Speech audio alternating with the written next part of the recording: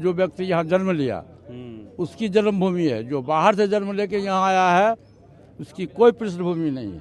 चिराग जी बाहरी हैं। मैं किसी का नाम लेना नहीं पसंद नहीं करता। अभी तो उपचुनाव में पता चल गया जी। इमामगंज में 37,500 वोट पासवान उम्मीदवार को आया। यदि पासवान के नेता तुम हो तो 37,500 वोट कैसे आया उसको, ये बताओ हमको, बताओ हमको। सुनिए, आप जो कहे कि नहीं गए थे, तारापुर कुशेश्वर स्थान में उपचुनाव हुआ था, तो चिराग पासवान का उम्मीदवार था, फिर वहाँ क्यों जमानत जब्त हो गई थी? 3,000 समथिंग। यदि आप पासवान के नेता हो और आपका सांसद अब वहाँ के हैं, तारापुर के सांसद थे उस समय, फिर आपके उम्मीदवार की जमानत जब्त क्यों हो गई? इसलिए नहीं चलेगा। जो जैसा कर्म करेगा वैसा फल देगा भगवान, ये है गीता का ज्ञान।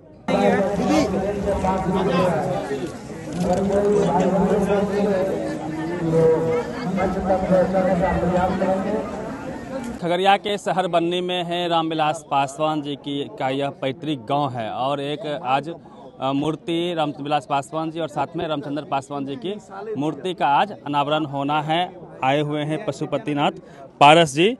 सर, क्या कार्यक्रम है आज का? पहले ये सबसे पहली बात तो ये है कि आज का दिन हमारे परिवार के लिए, हमारी पार्टी के लिए बहुत ही महत्वपूर्ण दिन है।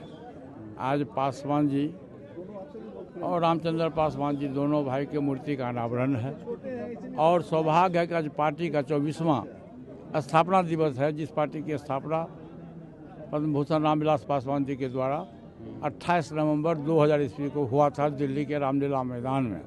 उस पार्टी के संस्थापक भी थे, पार्टी के व्यवस्थापक भी थे और पार्टी के राष्ट्रीय अध्यक्ष भी थे। और ये धरती, जिस धरती जहाँ हम आपको मैं बतला रहा हूँ, ये हमारे तीनों भाई का जन्मभूमि है। जन्मभूमि है और कर्मभूमि भी है, समझे ना। तीनों भाई ने हम लोग यहीं पैदा लिए और उसमें इस गांव में कुछ नहीं था, कोई प्राइवेट स्कूल भी नहीं था। सरकारी स्कूल की बात तो छोड़ दीजिए, प्राइवेट स्कूल भी नहीं था। और हम लोग 2 नदी पार करके, रामचंद्र तो उसमें छोटे थे, हम लोग 2 नदी पार करके दरभंगा जिला पढ़ने जाते थे। स्कूल नहीं थी? हाँ, स्कूल यहाँ नहीं था। 2 नदी पार करके पढ़ने जाते थे और इसी मिट्टी में हम लोगों का जन्म हुआ, इसी मिट्टी में हम लोग पढ़े, इसी मिट्टी में बढ़े, इसी मिट्टी में आगे बढ़े। और हमारे पिताजी छोटे मोटे किसान थे, स्वर्गीय जामुन दास जी नाम था उनका। छोटे मोटे किसान थे और संत थे, कबीर पंथ के बहुत बड़े संत थे। उनके द्वारा जो शिक्षा दी गई हम लोग को, कहावत है कि बढ़े पुत्र पिता के धर्म में, खेती उपजे अपने कर में।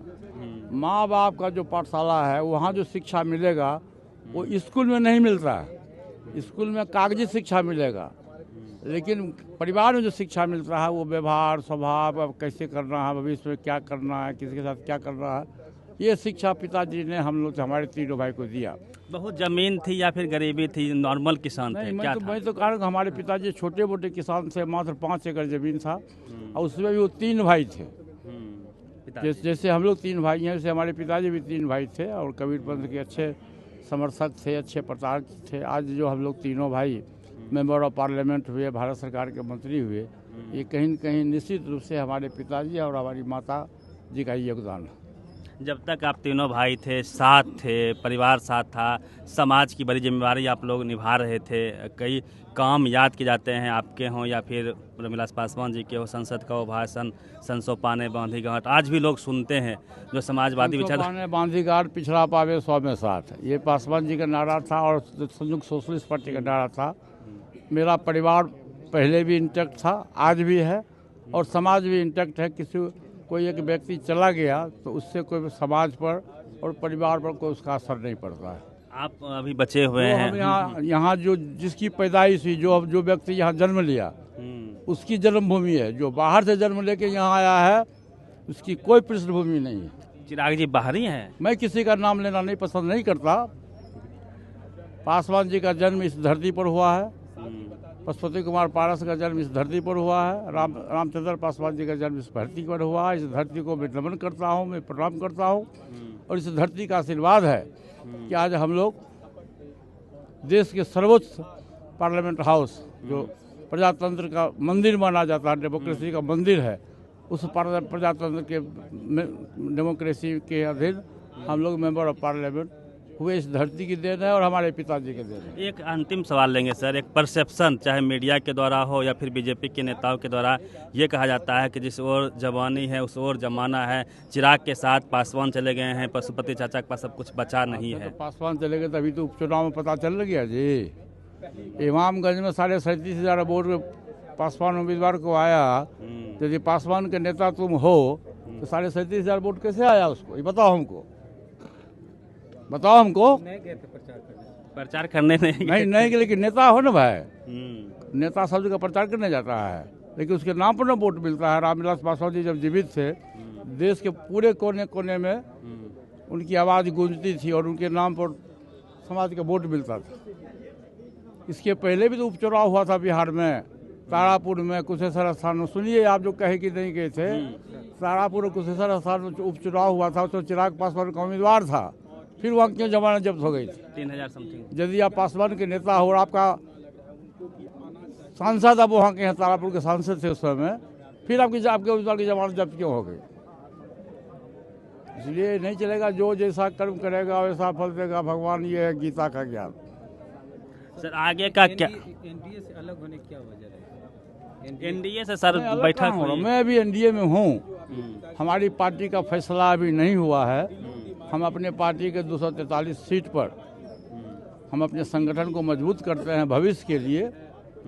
और जब भविष्य में जब चुनाव का समय आएगा तो उस समय में हम कार्य समिति की बैठक के बाद हम अपना डिसीजन लेंगे। चिराग जी बोले हैं कि एनडीए में नहीं है। हाँ, चिराग जी सर बोले हैं कि एनडीए में चाचा थे, कब थे ही नहीं। चिराग पासवान कब एनडीए में था जी?